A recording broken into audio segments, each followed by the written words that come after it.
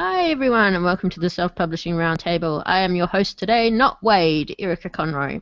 And joining me today, because X has the plague, is Robert Chazz Chute. Hi Robert. Hello everybody. And also Chrishaun Hanna, because Wade is drunk on mojitos or something. Hi Chrishaun. Hi. Hi, not Wade. I want to be drunk on mojitos. Well, if you've got something, you can start now. Anyway, joining us today is our special guest, Kevin Tumlinson, who is an author and a very prolific podcaster, and is also looking to downsize his life to fit in a little rectangle with wheels on it. About the size of this window I'm in, yeah.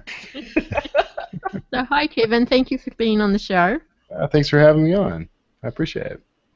Okay, cool. Do you want to start with just telling us a little bit about yourself so that the listeners who've no idea you covered it pretty well with author and prolific podcaster. I'd rather be a prolific author than a prolific podcaster, honestly, but I'm okay. I'm fine with both. So I'm a fiction author. I've got about 20 books out right now and more coming. And I do a lot of podcasting, actually. I have the Wordslinger podcast, which is doing fairly well, but I'm also on the Self-Publishing Answers podcast with Nick Thacker and Justin Sloan, and the Creative Writing Career podcast with Justin Sloan and Stefan Bugaj. And so it's a lot of writing, podcasting, and then talking about writing and podcasting right now. Awesome. That sounds a little bit like our lives. Yeah, it does sound like. A lot in common. I noticed on one of your websites you talk about slingers. Now, where I come from, there are two kinds of slingers. One of them is gun, and the other one is not for a family podcast. What? Is there a poo slinger? What? No. What tells me? Okay. Tell me what defines a slinger for you? Like, how do we get into the club? That's just a spin on the whole Wordslinger thing, and that, it's funny because when I talk to people about that name, the Wordslinger, that was something I picked up years ago as a copywriter. I was at an agency where we had to pick titles for ourselves, and they wanted something quirky, and I picked that, and everyone always assumed it was based on Gunslinger, and it was really always based on Spider-Man and the whole web-slinger persona. So, because I'm a nerd, Respect. If you want to be a slinger, and so just being a slinger, just that all that really means is that you've decided to become a part of the whole Wordslinger universe and join my mailing list and listen to my show and comment and love me and that sort of thing. So you too can be a slinger. You don't just talk about writing books either. You're talking all kinds of writing, right? Right. So yes, and in fact, the Wordslinger podcast isn't even entirely about writing. It's more of honestly, I started that podcast as a kind of mastermind for myself, where I could talk to entrepreneurs of all types from all industries, and it's been remarkable for that. I've learned a lot actually because of that show. Now the other two shows are focused entirely on writing, and that is Creative Writing Career in particular is about all forms of creative writing. We talk to people in the game industry and film and television, comic books, that sort of thing, and I've interviewed people from pretty much each end of the spectrum when it comes to writing.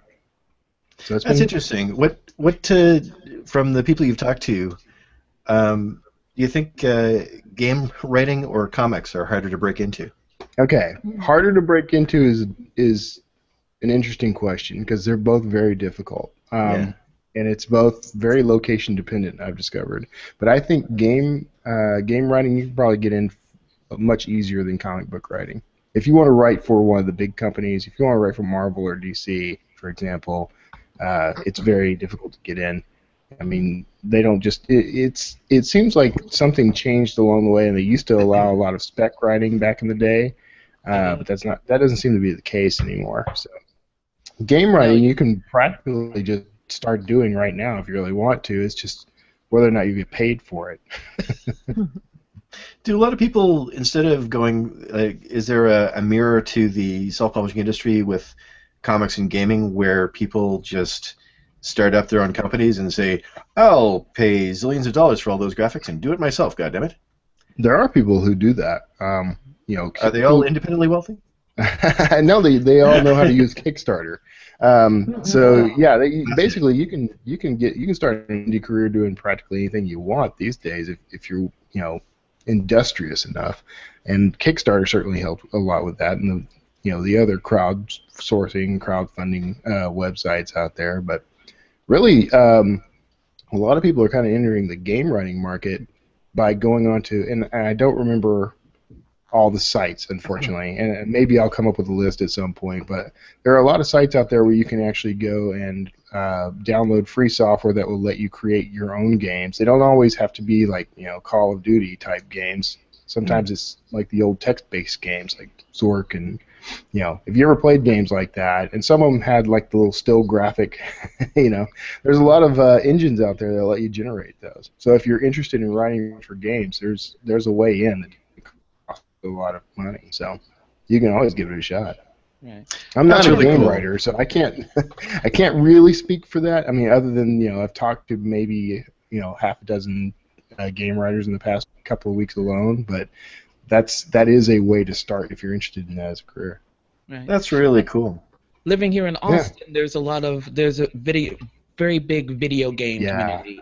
Austin's a big community for that. Yeah. Yes. And my husband used to work for Origin, like as a matter of fact. So, and my daughter wrote games in Black Basic, if you remember that engine. Yeah. So it's much easier to get into in terms of comic books. There used to be spec, and you also used to be, you sit up there, you wrote, penciled, inked, colored your own comic, and then you put them in the local comic book shops. That's how Michael Bendis did it. Right. And I remember it because it was Super City Comics in Cleveland, Ohio. Right, exactly. Before he got the Spider-Man job. You have, by the way, the opportunity to do that anyway. You don't have to be an artist to break in. It does help if you've got that skill, but there are a lot of artists out there who are also looking for writers. A lot of artists actually are writers themselves, so that the pool is a little smaller. But what you can do is there are a ton of communities out there where you can go and start connecting with people and find an artist, and the two of you connect and collaborate, and there you go. I mean, it's the same thing. You see the same thing happening in the indie author community, where a couple of people end up in a mastermind group or something together and decide, why don't we co-author something? And the same thing does happen in comic book writing and game writing. There are communities out there for you guys. So it's really kind of interesting. Now that's a bucket list thing for me. Like, I want to write comics, okay? And I will write comics. Damn it, I will write them. And I've done a little bit of that. I've written some comic scripts, we'll say. And my big dream is to always write. Like, I want to write Spider-Man. What can I say? It's been my dream my whole life. Breaking into that might take a little more creativity and ingenuity than simply just starting with somebody and creating our own book or graphic novel. But I'm gonna do it. And I just now noticed, is that a Spider-Man spatula behind you? That is a Spider-Man spatula behind me. That's a good one. Normally what I do is I cheat this when I'm going to be on a video podcast. I like cheat it because to my left is a picture of the TARDIS, and to my right is a big blueprint of the Starship Enterprise D. So I usually pick one direction or another. The Spider-Man spatula, that's the first time anyone's actually mentioned that. So there's got to be, you know what, I'm going to give you my official Marvel Comics No Prize from 1967. It is yours. Thank you. I'll pick it up when you come to Austin. So if you're a Marvel Comics reader, you know what a no prize is. So. Yes, I do. Okay. So Kevin Tumlinson of kevintumlinson.com and happypants.com. Yeah, don't get all over thirds. What else is on that bucket list? Oh, man. I stole Neil Gaiman's bucket list, so it's really awesome. No, I would love to write an episode of Doctor Who. That's another bucket list item. I'm not British, so I've got that working against me, but there's always hope for the little guy. I don't have there aren't a ton of things that, when I was growing up, I think I always thought that I would want to, write something that was turned into a film or or whatever. That's not really a big deal for me now. I worked in film and TV for a while, and I know the kind of behind-the-scenes story there, and that's not really a big thrill for me anymore. But this stuff like writing for Marvel Comics or maybe doing something with Pixar, that would be a bucket list item for me. And I've got a few connections at Pixar now, so that's, possibilities growing. It does help. It's getting better. It's getting closer. So how does downsizing your life fit into that master plan? So, the sort of motivation behind that initially, my wife, walks into my office one day, and we'd been talking about this kind of off and on, but she basically says, why don't we go ahead and put the house up for sale and let's get an RV and let's travel full time, And writing happens to be one of those careers that can allow you to do that under the right circumstances, and so we kind of put it all into motion. And so the idea here is, whenever we've traveled in the past, overseas or here in the U.S., we come across these places that just sort of inspire me, and I end up writing something really amazing from those places. And it's a given that the more I travel, the more exposure I get to these people and places and cultures that really kind of drive what I do and really inform what I do. They provide a whole flavor to what I do. So that was sort of the motivation behind the whole thing. And so downsizing, and the idea of it there, is kind of, let's take some of the weight off of us. We sold the house, so there's a step down. Right now we're in a one-bedroom apartment. We have a small RV, a little camper that we take out, we range out. I'm actually, when I go to Austin next week, I'm actually going to be sleeping in that for the 2 or 3 days I'm there. So I don't know if anyone's going to get to see it, but it'll be there in spirit. But so now we have this means of traveling and kind of hanging out wherever we like. Lower overhead, no hotel, no bed and breakfast, none of that stuff. And that's part of the downsizing. But there's a sort of, and I hesitate to say spiritual component, but there is a sort of spiritual component to this, in that as we kind of look at what we have and decide what we really need versus just what are we hanging on to for sentimental value or whatever. I mean, we take both a literal and figurative weight off our shoulders by getting rid of some of this stuff. So, and it's, we still have a lot of stuff. I mean, I'm not going to kid you. We have an apartment, we have a garage that's storing our camper, and that's got my tools and stuff in it. And then we got a whole storage unit we still haven't, manned up to go, dig through and clear out, but we'll get there. So, besides throwing a match, how do you get rid of all that stuff? Tearfully. No, we do some. It's been tricky because we actually did several garage sales and got rid of the sort of top level stuff. Now it comes down to sort of convincing ourselves that there's no real emotional attachment to some of these things, right?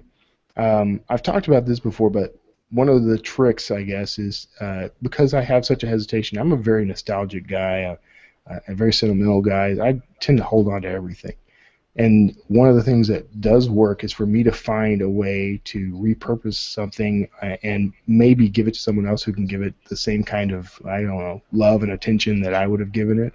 Mm-hmm. So instead of me just taking a bunch of stuff and donating it, I'm really interested in finding people who I can hand this to and actually, get a little more out of it. They can get a little more out of it. So it's sort of a transfer of ownership rather than just tossing something. So because everything seems to have meaning, I want to make sure that where it goes has meaning as well. That's a nice idea, because my experience with yard sales is I take it out of my attic, put it out in the yard, people buy it, they put it up in their attic. Yeah, yeah. I was one of those people, by the way. I had a whole attic full of other people's stuff that I basically ended up paying for, and now I pay to store. Yeah, I was listening to a podcast you were talking on earlier this week, and something you said reminded me of Chuck Palahniuk's Fight Club said it, and I think it's in Seneca as well. The stuff we own ends up owning us.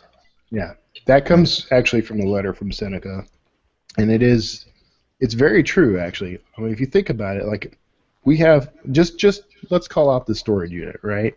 We have this building, this space that we're paying money for each month, and it's filled with things that we didn't deem important enough to actually keep in the physical space in which we live. And I can tell you, the last time I walked into that storage unit in the past, say, 3 months, was to grab our passports out of a file cabinet so that we could fly to Canada. That's, so there are important things in that storage unit, but there are a lot of things in that storage unit that we're literally just paying to hold on to because no one else wanted them. So that, in a way, that's sort of our stuff owning us at that point. Yeah, I can really dig it. I've got this. I did this impromptu test. I love impromptu tests. Yeah, I was Said having no one ever. I was having grapes at my desk. I dropped a grape. I couldn't find it for 20 minutes. I think it's time to clean up my office. By the way, Grapes at My Desk is the sequel to Grapes of Wrath that you never really hear about. So, it wasn't a hit. Yeah, that's a real problem. I mean, I suffered from that as well. I can see by the space around you, by the way, that we are kindred spirits. Although I cleaned a lot of my stuff out. One thing I do miss is having one thing I do miss in all the downsizing is having dedicated spaces for some things. I miss my office. I miss my studio. I had a very nice podcasting setup, really. But missing that doesn't mean I have to be a slave to it. Like, I don't have to hold on to it just because it would suck to not have it, I mean, life is all about going out and kind of making yourself a little uncomfortable so that you can discover all the new things that you really enjoy. I never would have found, this sort of new path I'm on if I had just stayed in one place. And I'm enjoying the hell out of this new path. Let me ask you a little bit about. Let me ask you a little bit about your setup. Sure. I remember you were talking. You were being interviewed. You said you had this big, expensive studio, yes. And I think you were recording from a park bench at the time because you guys were traveling. What does that setup look like right now? Is that the mic that we see in front of us? Yeah, all of it? Or? Yeah. If you can see, I'll tilt a little here, but this is what I used to have was more like what what Robert had, and it was I had a dedicated space with a very expensive microphone, very expensive mixer. There was probably like $100,000 worth of gear crammed in this little converted closet. But this device I'm on now is the Zoom H4n, and it was my mobile recorder that I was using to record interviews in the field. And I had a piece of equipment fail on me, and this was my last second replacement. And it turned out to be so good at it that that's what I use full time now. And it's very portable. With this and my laptop, I can do my entire show from literally anywhere that I have internet access. So, works out pretty well. Do you miss it? Admittedly, I could probably even downsize more, but I don't want to. Do I miss it? The studio? Yes. Yes. I'm not going to make any bones about it. I miss that space. Because for one, it was a soundproof space I could sit in, no matter what. Here, it's funny. I will sit down on, say, a Wednesday morning to record, and suddenly that's the exact moment that all the yard guys have to show up with leaf blowers, and So I do miss being able to shut a door and shut out the world and just do the work. But I think it's a small price to pay for what I'm getting in exchange. Good deal. Can be. I won't lie. It would be nice to be able to just, like I say, shut the door and put my head down and do work without interruption. I'm one of those people that I kind of get into routines, and I don't really like those routines to be messed with, and it really puts me out of sorts. But that's part of this process too. Like, I'm having to learn how to adjust to that idea because, frankly, we're going to be in a very small. Actually, I think it'll actually be easier with the actual RV. When we get to we're in stage 1 now. We're calling it. So we get to the next couple of stages somewhere along the way. We're planning to get an actual motor coach, and everything we're looking at has very well divided subsections.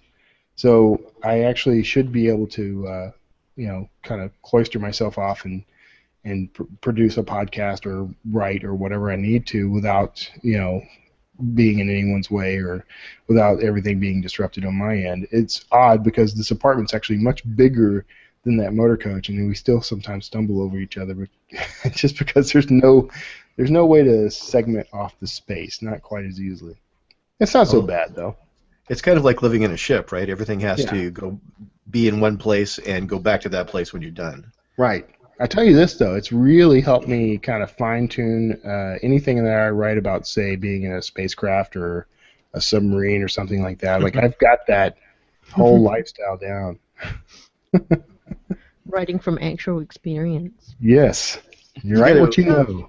You got to avoid the RV culture, though. I mean, isn't there, just as there are people who want bigger and bigger houses, aren't there a lot of those motor coaches that it's like, oh, this is the bus that Motorhead used, and this is the Taj Mahal of RVs kind of thing. I mean, you can get bigger and bigger there too, right? You can. It's funny. We've gone to a couple of different RV shows. We've gone to several RV dealers, and we sort of gravitate toward the really big, nice, expensive RVs, like the $500,000 models, and I think that's natural because what's interesting is, and this is something we're adjusting, and I'm kind of glad we took this sort of intermediate step into an apartment before the RV, because the original plan was sell the house, walk right into an RV and get on the road, if it was possible, and we ended up having to take an apartment. And what's interesting is how we've had to kind of change our perspective on what daily life looks like, right? Because there's a tendency to sort of think that how am I going to replicate the life I have in this RV while we're on the road? But the point of this entire exercise is to not replicate that life. Like, I don't want to be in an RV in the mountains somewhere, sitting in front of my TV at the end of a long day of sitting in at my desk writing. I mean, we should be out and doing things. And yes, I could be outside getting eaten by wolves right now. Right. How am I going to get attacked by bears by just sitting here? So, you strap on a pork chop and you go for a run in the woods. I mean, that's just what you do. You're going to have excitement in your life. That's the surest, fastest way, trust me. You're not going to find any better way. But you've talked about the tiny house movement, too, in this context, and was something that struck me that wasn't really touched on before in that other podcast was you're freeing up a lot of money, aren't you? Yes, I mean, you can do what you're doing. It's not just about, I'm out in nature so I can write about nature. It's also you're freeing yourself from all the ties. Like, I'm in a house that, we're going to take a couple decades to pay it off. Right. And we're in the home stretch now, but it really does tie you down. This thing doesn't have wheels. Right. That's true, and that's one of the reasons. We had a really fantastic house. There was nothing at all wrong with it. I mean, it was kind of a money pit at times. I think every summer that we ever lived there, the air conditioner went out midsummer. So if you lived in the Houston, Texas area or in the Austin area, you would realize right away how horrible that is. Because within 15 minutes, as a matter of fact. Yeah, somewhere around the 30-minute mark, you've already murdered everyone around you. But the overhead, they're in some ways it is a little less expensive, but you still have. There's still going to be the same sort of sets of bills. But what's great about this, like we've looked at campgrounds, for example. We don't want to spend like every minute in a commercialized campground necessarily, although some of them can be very nice. KOA in particular has some really nice campgrounds, and they've just recently sort of switched to this sort of 3-tier model where they have like a luxury resort model, and they're sort of mid-level, and then there's the kind of, we're passing through and we need a slip to sleep in. So the idea, though, is we don't want to always be parked in one of those. We want to sometimes get out in the wilderness and that sort of thing. You can save money because a lot of times the slips are bundled with utilities. So, you pay a monthly fee, and sometimes they'll include all utilities with that for the whole time. Sometimes they split out electricity because that can go a little crazy. But if you've got, say, solar panels and a generator and that sort of thing, that electricity, it's metered. So if you're not using as much of it, you don't pay as much. And there are all kinds of little ways that you can kind of hedge it a little and end up saving some pretty serious money.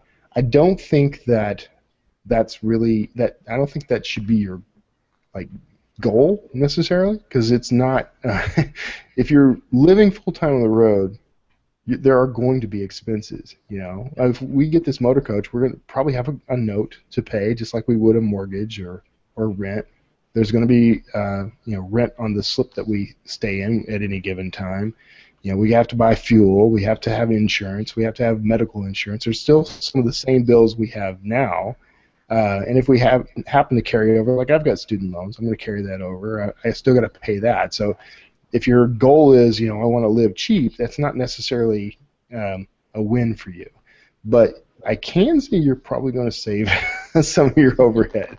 You don't tend to pay property taxes, although RVs over a certain size, they actually do charge you a sort of property tax. It's a slightly modified property tax, which was a surprise to me. I had no idea.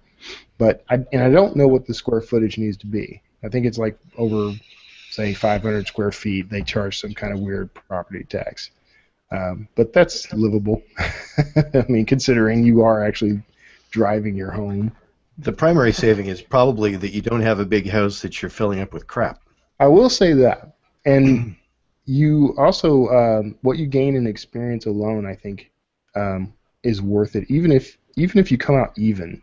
Like if we did this, when we do this, if it ends up costing us exactly as much to live as it does where we are now, I'll still count myself ahead, because when we get out there, we're experiencing all these new cultures and meeting all these new people, and we're going to treat it as kind of a roving book tour for a while, where we drive from town to town, and in advance we call ahead and set up some book signings, or I speak at a school or whatever. You're like David Carradine in Kung Fu, walking the earth and helping people in each town, solving problems, kicking ass. And I can totally walk across rice paper without leaving a trace, by the way. Very nice, yes. When you're really talking about using your position as a writer, copywriter, entrepreneur, all the stuff that you do, as a way to maintain freedom, did you, or achieve freedom, more freedom? Even more freedom, yes. Not quite enough freedom to strangle a hobo and get away with it, but possibly in Texas, I don't know. I'm getting there, though. I'm getting there. Hobos beware. Did you consider, I suspect you've read Tim Ferriss, right? Oh, yeah, absolutely. 4-Hour Work Week and all that stuff. 4-Hour Work Week is kind of one of my Bibles. So I thought so. So did you think about moving to the Philippines instead of, traveling from county to county to county? Well, there was a brief time in there where my wife and I, we thought about, we've both been teachers at different times in our career, and we thought about maybe teaching overseas or something, kind of being expats. And we've talked about, we will be traveling overseas. That's probably going to be like the next phase in all this. When we'll take some time and travel the U.S. because that's the first and most available cultural experience that we can get into. And there are so many different cultures in the U.S. that people just sort of forget about. But after that, we do intend to kind of get overseas a little more often. My wife grew up actually overseas. First like 10 years of her life, and that was an invaluable experience for her. And we feel like we can get the same sort of experience now as adults and appreciate it even more. In a situation where you have slightly more possessions than your average prison inmate. Excellent. So man, we're all broke down pals over here for some reason. We do own stuff, and we'll still continue to own stuff. But what we don't want is for our stuff to own us. So right. That's an excellent goal. I wanted to talk a little bit about your copywriting. I looked at your website. Beautiful website. It's gorgeous, absolutely. Yeah. Which website? I looked at Happy Pants. Actually, I looked at them both. Oh, Happy Pants. Okay. I looked at them both, but I really liked Happy Pants. And I wonder what your philosophy of copywriting is. Is it all about telling stories? Because I got that sense. It is, in fact, and if I have a secondary skill, it is storytelling. Actually, that would be the primary skill. I just have the luxury of being able to write. But I also do, I do design and I do a few other things that I still consider storytelling. There is the point of copywriting is to inform the reader or the viewer or however that it gets translated. You're informing that person of an answer to their need, and I do that through story. And I think most copywriters do. They may not realize they do, but you are what you have to do as a copywriter to be a successful copywriter is first sort of announce the problem, create the problem for the reader, alert them to the existence of the problem, and then immediately tell them how you solve that problem. And it's different, that's just marketing. I mean, you've heard that as indie authors, you have to have heard that. Where you solve a problem. As fiction authors, the problem we solve is lack of entertainment, or lack of this specific book in the world. We go out and create that specific book, and we give it to that specific group of readers who are going to love it. So as a copywriter, it's really the same thing, kind of on a smaller scale in a way, because copywriting is this marketing approach where everyone thinks you're talking to this massive audience, but you're really just talking to one person, your ideal reader, just like in fiction. We have customer personas. We have these little dossiers we create that help us figure out if Johnny is the customer, what is Johnny into, and what language does Johnny speak? Is Johnny a geek? Does he like science fiction?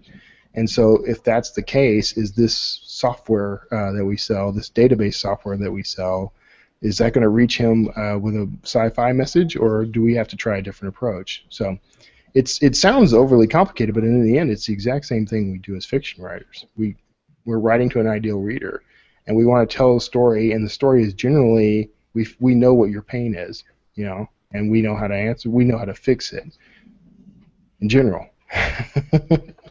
So, dude, you look like a guy who needs a Space Marine story. Is that what that's about? Yeah, exactly. Now let me fix you up. I happen to have this little beauty over here. It's sitting in the lot. It's only driven 10 miles. I think a lot of people can understand that skill as far as identifying a need and fulfilling that need, that desire, desire. But when it comes to writing fiction, when it comes to writing fiction, a lot of people have a hard time writing the copy for their fiction. Yeah. I think that's copywriting and fiction writing. Are those different skill sets, do you think? They are, and they are and they aren't, because you're utilizing the same general skill in that you are crafting a story. The problem I think a lot of authors have when it comes to crafting copy about their fiction is they're still hung up on telling the story of the fiction, and they're not asking what is the pain point that I'm actually solving here, right? So when you write a book description, for example, or a lot of people call that a blurb. I happen to kind of agree with Libby Hawker on this one. That's not a blurb. It's a book description, but whatever. But when you're writing that book description, you want to tell the reader why they want to read the book. You want to connect with them on the emotional level or the emotional need that this book is going to answer. If you can do that, then you've written good copy. And of course it's not easy. If it were easy, everyone could be a best-selling author just by writing good book promo copy. So that's not the case. It hasn't been the case even for me. I mean, it's funny. I've been doing this. I've literally been writing professionally since I was 12 years old. I've been paid to write since I was 12 years old. Not consistently. There are huge gaps in which I was not being paid to write, but I started getting paid at that age, and so for a good 30+ years, I've been learning how to do this, and I still screw it up. Like, I'll write a book description that's really just not on point, that spends too much time telling the story of the book rather than telling the reader why they want this book. And that's the mistake that a lot of authors make. I think the key for us as indies is that we actually have a power that a lot of the traditionally published authors don't get, in that we can control that copy, first of all. A lot of times when you're with a traditional publisher, you don't get that control at all. But we can also reshape that copy anytime we need to, and we can test it, and and find out what's working, what isn't, and immediately go change it. That's actually a kind of a remarkable ability. I mean, I think a lot of traditional authors would be scared of that power, but it's actually very empowering to us as indies to be able to do that. So you don't have to worry about screwing it up. Well, when you get that feedback, what's the sort of feedback that has surprised you from readers? Well, I mean, as far as the copy goes, as far as Yeah, I got some feedback from somebody this week, for instance, just to give you some context, where they said, "Oh, this wasn't what I expected," and I thought, I don't want to tell you the whole story in the description. Okay. So you set up the book, and then when they read the book, they said that based on the description, this wasn't the book I thought I was reading. Right. All right. My first instinct is to call that person a douchebag. No. Mine too. I had other words. The thing is this: you only ever really hear from the haters when it comes to this kind of thing, and the fact is, look at your book sales and determine how many people have bought this book, and out of that number, how many either returned the book, which happened to me today, it blew my mind. Who returns an ebook? But who returned the book or who wrote a negative comment, and just look at the percentages of that, and then you can decide whether or not it's worth, kind of tweaking your promo copy. But the thing is, you do want to tell them what the book represents, but not what it's about. So you have to kind of boil it down to sort of the emotional impact of the book. So you're talking in terms of emotion throughout this whole piece, right? You want to tell them how they're going to feel as they're reading it, because what's unfortunate about the way Amazon works, and it's the number 2 search engine on the planet, right? I mean, besides Google, there's no more used search engine, and the only downside to it is for fiction authors. If you're a nonfiction author, it's very easy to find you if you're writing in a niche that I want to read in. If I want to read about gophers and their mating seasons, I just type those terms into Amazon and I get all kinds of great porn. But I also get the book about gopher mating. And the problem with fiction is that we don't get that luxury. So we have this tendency to want to plug in a lot of keywords, which is very helpful. But those keywords have to coincide with the sorts of things that the readers are looking for. So you want to look at what are the types of emotional pulls that books by like James Patterson or Stephen King or whatever. What's the sort of emotional hook that they're using, and then you go and replicate that on what you're writing. The whole point here is to tell the reader how they're going to feel when they read the book. If you just tell them what the book is about, you do want to tell them your basics. A great book on this is Libby Hawker's book, by the way. Gotta read it! Exclamation point. Excellent book on writing cover blurbs. I'm using the term loosely, but to write your description for the back of your cover, and which also happens to be the promo copy on your page. It's an excellent guide. I use it. And is this? Do you do a lot of publishing consulting? Like when I look at Happy Pants, why don't we talk a little bit about what you do at Happy Pants for people? It's a kind of general services site at this point. We offer copywriting. That's definitely a service that I offer because I've always offered it. We can do anything an author needs. And I built that on an outsourcing model because I no longer want to be in the direct hands-on business. But I have this team of copywriters that I use for everything. I've got teams of designers I use for everything.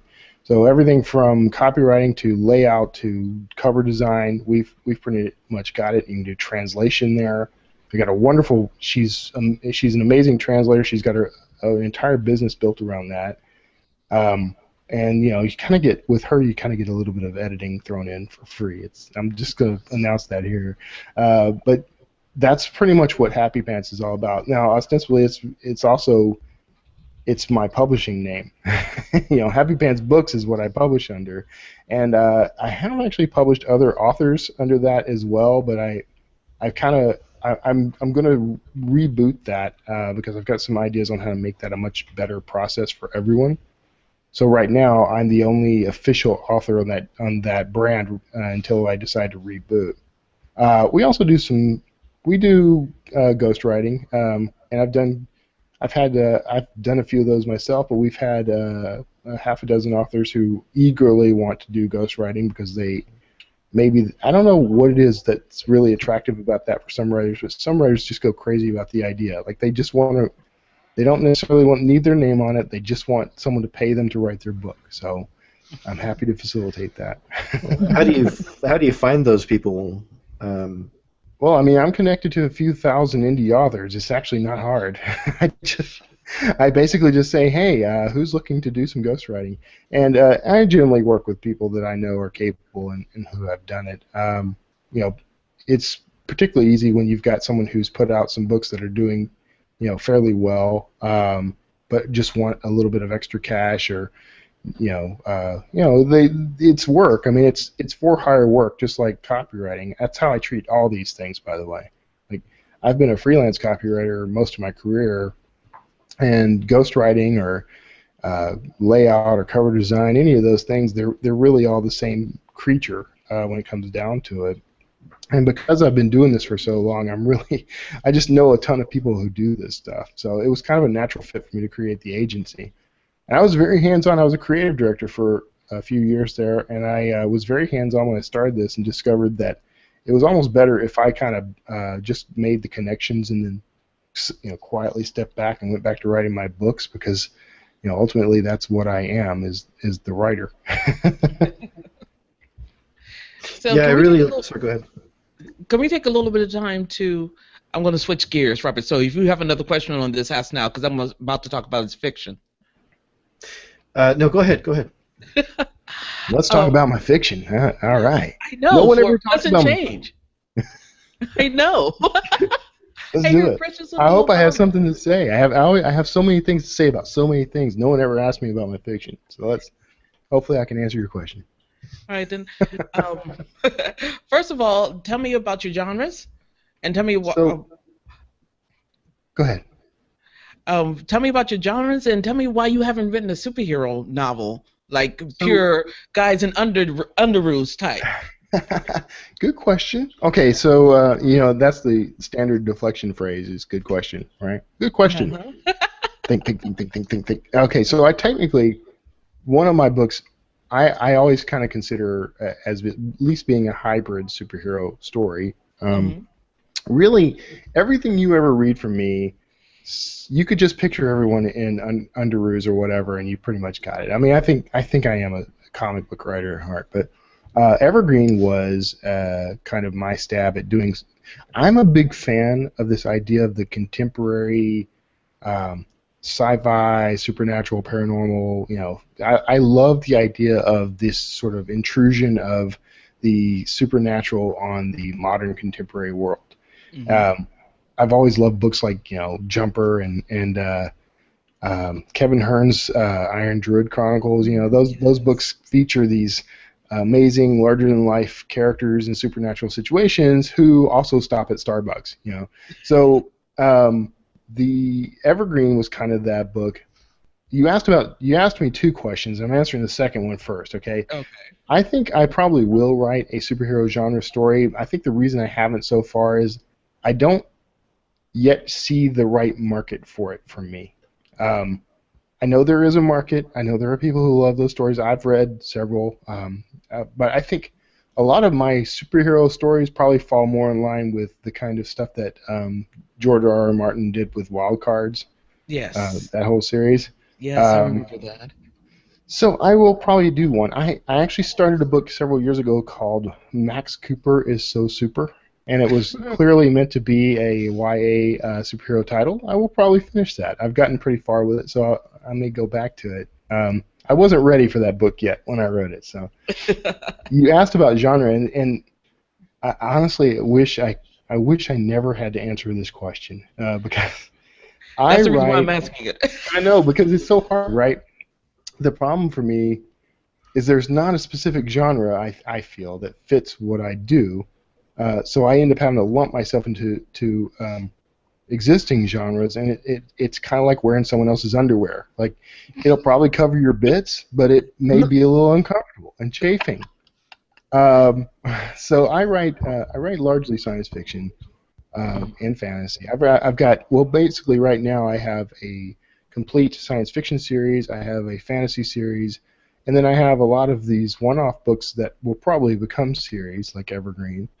So I think you could probably safely call me a science fiction / fantasy author, or a speculative fiction author. No one says speculative fiction though, so it's not a genre on Amazon. I can't promote in it. But currently, I'm writing something that fits more in the thriller, sort of the Dan Brown, James Rollins vein, and I'm kind of looking forward to seeing that completed because I think it's very well done. I like the story quite a bit, and I think it's going to do well. I just don't know how my audience will react to it when it's not science fiction. So I may throw an alien in there or something. Just technically, though, I'm going to say this: this book falls in this as well. I would say that most books written by Dan Brown, James Rollins, any of those guys, if you really take a close look at them, they actually are science fiction because there's always some element of something that just is not going to happen in the real world. Right. Michael Crichton was largely a science fiction writer, so I can't use him. I was going to use him as an example, but James Rollins, a lot of his stuff like Amazonia, I mean, that's a science fiction book. It's just the science fiction part of it is a little more low key. So maybe that's the key there. Maybe I should just keep everything very low key. Okay. I would put Crichton closer to Asimov with the yeah. So if you had to make your own pair of draws, you would say that you're a speculative fiction thriller guy? I'm a contemporary. I'm trying to think of a good word that's not paranormal or supernatural or something like that. I'm a Magic contemporary, realism? out of the ordinary thriller writer. I'm a contemporary extraordinary. You're the Tumlinson. I'm the Tumlinson. See, I will say this. I kind of chafe at this idea. Now I have advisors on both sides of the fence for this. Some people really think and really believe and really preach that you should pick a genre, pick that lane, and you should stay there. And because otherwise you're going to alienate your readers. And then there are guys who say, screw it, I'm going to write anything I want. Now, there are varying levels of success for that entire spectrum. I think I'm a write whatever I want guy, and what I want typically is the kind of stuff that I enjoy reading and watching on films and television, and that's not always science fiction. So, I don't know that I would write something like, along the lines of a Downton Abbey or Mr. Selfridge or something, but you never know. I mean, you put a laser gun in their hand, they could fight it out. Or build the department store on a old Indian burial ground or something. See, I could do that. Now, there is something to be said, by the way, for taking a concept like that and adding that sort of out of the ordinary, super science, supernatural, whatever, and now you've got a story about. The real key here for me is I'm a character writer, okay? And I've actually had people just kind of trash that entire idea, but I'm going to tell you, I mean, that's who I am. When I write a story, I'm writing about that character, which means that character is really in charge of what's going on, and if it happens to be fantasy or sci-fi, so be it. I've written plenty of stories that were not in either of those genres, and the characters could easily be lifted out of that story and placed in another one, and they do just fine. Because I like this approach of exploring what a normal, everyday person would do in an extraordinary situation. I argue all the time. I say this all the time. My Citadel series, despite the fact that one of the protagonists or one of the main characters is an actual alien, I mean, you could take any of those characters and put them in an entirely different setting, shipwreck them on an island somewhere, and in the 1800s or something, and you could essentially tell the exact same story. I mean, the science part of it might be a bit different, but the story, the characters interacting with each other and their own internal conflicts and the way they sort of deal with not just the external battles but the internal battles. I mean, all that stuff stays the same because we're all still human, no matter what the scenario is. That makes perfectly good sense. Stephen King often said that he doesn't write about things that go bump in the night. He writes about the family who lives in that house. Right. So. Yeah, and the funny thing is, especially with like horror and suspense stories, what's really interesting to me is that you take a look at the Stephen King, any Stephen King story. Yes. I was joking about this when I was in Canada a couple of weeks ago. I was in Newmarket, just outside of Toronto, and I went to this little small town type cafe on a main street, and I'm sitting here and I'm like, the whole time we're there, I keep meeting people that I'm like, this. So Stephen King just writes about people he's met in Maine is really all. Because I kept meeting people, I'm like, that dude could be in a Stephen King novel. I mean, he's he's kind of wandering. I don't know. Newmarket is like that. Yeah, I like Newmarket, by the way. I don't want anybody to think I really enjoyed my experience there. I don't know how explicit things are here. I have a tiny little story that involves a fairly insignificant to me swear word. Can I tell the story? Please do. Okay, so I'm sitting in a Starbucks attached to a Chapters bookstore.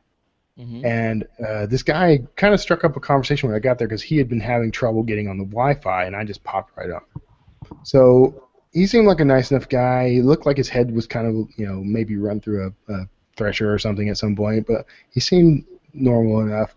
And as I'm sitting there, at some point, he's looking at his laptop screen and he starts saying, "Shit baby, shit baby, shit baby, shit baby," and he'd pause, and he'd say, "Shit baby, shit baby." I mean, it's like, I'm seriously like, should I move? I'm not even sure what I should do. Like, should I call someone? But eventually, he wraps up what he's doing, and he packs his laptop in his bag. He gets up and he's literally talking to himself the entire time. I have no idea what he's saying. The only words I can understand that are coming out of his mouth are "shit baby." I assume he meant you need to go to the bathroom. I don't know. He didn't. He just left. If he did, he did it out in the parking lot like a normal human being. But that's, see, now that's why you travel. You want to talk about downsizing and traveling, and that's the point. And for me, downsizing, the whole point of downsizing is to travel more, right? We don't have the weight of the house. We don't have the weight of our stuff. But that's why you do it. I mean, we've traveled quite a bit, actually, and I love being able to range out into areas we haven't been to before. I'd never been to Canada before, so I didn't, everything I knew about it, I'm like, where are all the Mounties, But the whole experience was very cool because it was, it was like I'm in another country, but it looks like it looks like surrounding the greater Houston area. It's like it was just surreal, right? And then I keep meeting these people. They're like, you're the nicest people in the world. You are so freaking weird. And I love every one of you. But that's why you do it. Because, man, I've already written at least 3 short stories. This is a new thing. And we can talk about this if you want. But for the past couple of months, I had decided I was going to start blogging every day because Seth Godin told me to on a podcast. And he made me feel guilty, so I started doing it. Then, a couple of weeks ago, I wrote a short story, and it got such a huge reaction on my blog that I decided, well, I'll write one today again. And I did it again, and another big, huge reaction. So I said, well, I'll just write one every day this week. And so far, a couple of weeks now into it, I've written one every day on the blog. And I sit down literally and write that short story that day. So they're not always all that great, but I think they're pretty good. I'm getting this huge reaction from this. So, so I think I stumbled onto something, and I've been, they're not huge. They're under 5,000 words, of course, but probably more like 2,500 words or so in most cases, and they're not super long, because I'm basically getting up and it's kind of like a warm up and practice in a way, but I sit down and when I normally would have written the blog post anyway, and just start writing a short story, and I'll start usually from just some random bit of quote or a scene or whatever. I don't usually have in mind anything at all when I start, but it's been a kind of a liberating exercise. It's a lot of fun, first of all, and I'm getting huge engagement on my blog, whereas I hardly ever got any engagement before. I would write about the industry. I would write about I'd write like inspirational things. I'd write about business. I'd write whatever. Here's what hit me. Here I've been writing a blog post every single day for months, and I get one or two comments from people who are like, "Amen, yeah, that's right. That's how I think too." Then I write a short story, and I get huge engagement. And I thought for a second, I'm a fiction author who has a list only because they came in off of my fiction, like they wanted to read my fiction. But I've been writing a blog that does everything but tell them stories. Right. So I just basically discovered that if I want to talk to this audience, I have to talk to them in the language that they want to hear from me, and that's fiction. And the reaction has been amazing. It's been very cool. I'm going to tell you, I've seen my list grow from it. I've seen book sales spike a little from it. I mean, I put a donation button on the blog. I've had people donating. People really appreciate the short fiction, and I'm kind of still trying to find a balance there, because it's difficult to sit down and write a short story every day, and it kind of sometimes takes away from the novel writing a little. So I have to figure out the balance. But I'm gonna very challenge. Yeah, and I will say this too, though. I plan on taking every one of those stories and creating a small, I'll publish it on Amazon as a a novella if it's long enough or whatever, 99 cents here or whatever. So I get to monetize that a little, and then I'll do a collection and I'll monetize that as well. But it also increases the width of my library there, right? So it's been a great technique. I know that was not something we planned on talking about, but I'm so excited about how it's been going, I had to mention it. I have to check that out. Are the short stories connected? I'm curious. No, not so far.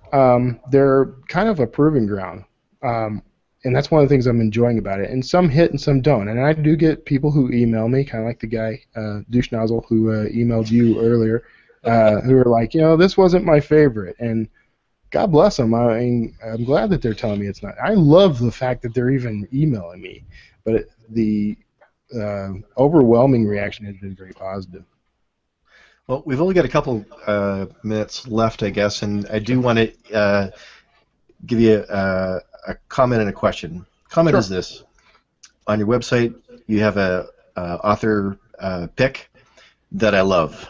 The caption reads, "I'm looking at your pockets. You might have food in your pockets. I like food." That's... People don't... There's not enough joy in author picks. With my author picks, I only have two looks. There's, "I'm thinking of murdering you," yeah, and "I'm thinking of murdering you." Yeah, this is kind of funny. It's like there's only those two choices. There's also the "I'm trying not to fart right now." That the very serious author photo. Funny how I that had came to mind. for lunch. Or all those other photos where they're looking up from their keyboard. It's like, "Oh, you surprised me at work."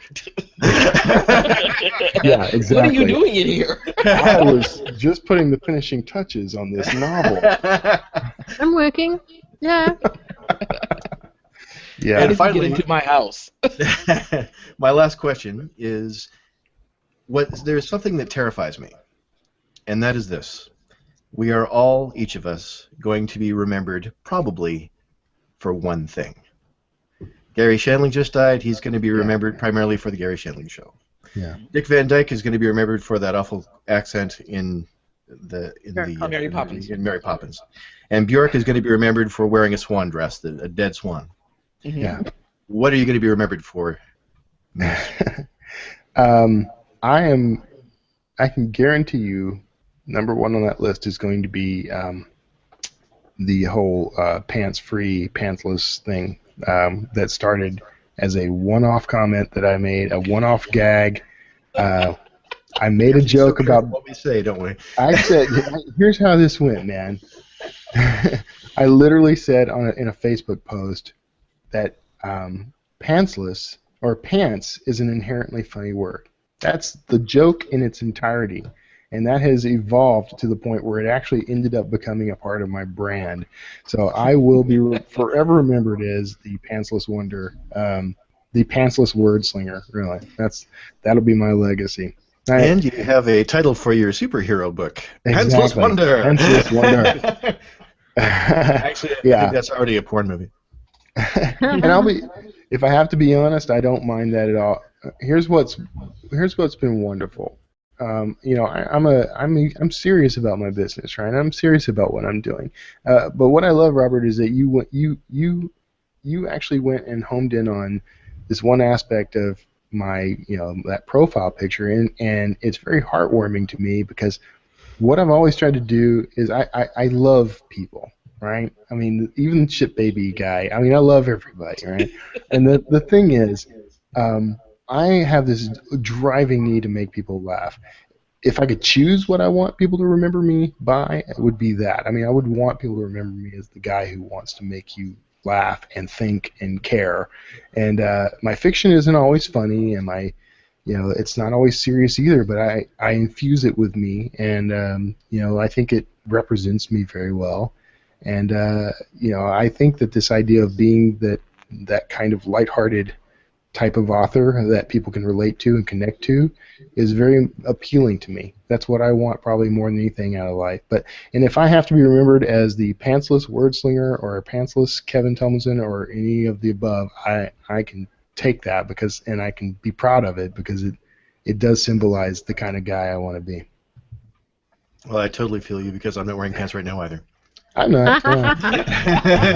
Wait, you're feeling him? You need to rethink your words there, especially as an author. I just want to point out, you can't see his hands or anything in this. What are they doing? We don't want to know. Anyway, it's time to close up. So thank you again, Kevin, for agreeing to come on the show and talking lots. No, I'm sorry. Sorry about that. No. Never apologize for that. I think that's what we had you on for. That's what we had you on for, was it not? You kind of roll the dice when you put a guy on who has 3 podcasts of his own and appears on everyone else's podcasts as well. So. Well, hopefully we asked you questions you don't usually get asked. So. Yeah. And by the way, Erica, I have to thank you for the way you say my name because that has warmed my heart. Because you say, it's like you're saying Kevin, and I'm like, yeah, I am a Kevin. That is my name. That works for me. Okay. Anyway, what website or where do you want to quickly promote before we end this up? Your website or? Yeah, definitely check out kevintumlinson.com. I wish I could have had a lower third, but Google Hangouts betrayed me. But kevintumlinson.com is the home for all things Wordslinger. You can find all the podcasts are there. Some of my author photos, those sorts of things, and all my books are there.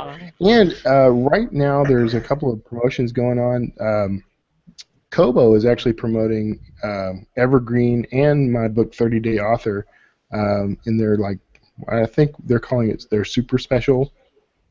So they're at a reduced price. If you want to check those out, that's good through the end of March. And then I'm doing a giveaway for a signed copy of Citadel Omnibus, as well as a $50 Amazon gift card. I'm under no illusions, by the way, as to which one is attracting people the most. But if you'd like to enter for that, the drawing is in late May, so you got plenty of time. But on the homepage of kevintumlinson.com, you can click through and register for that. So there you go. Promotions in a nutshell. Awesome. And thank you again to Chrishaun and for Robert for joining me on such short notice. Always. No worries. Always glad to be here. Just everybody, if you want to find more about me, go to allthatchazz.com. Jazz with 2 Z's, 2 Z's if you're nasty. And if you want to find me, I'm the place where I'm always at, alazar.com. AOOAZAR.com. Awesome. I didn't And spell just, my domain. well, we've got the link. Go to the show directly in page. post, Go to the show so page. go to the show page.